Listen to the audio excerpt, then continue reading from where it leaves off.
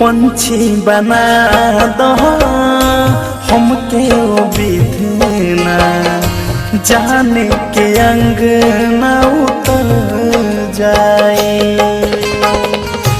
पंछी बना दो हमके ओ विधना, जाने के अंग न उतर जाए। देखो जी भर जाने के अपना, देखो जी भर जाने के अपना, खुशी से अखियाँ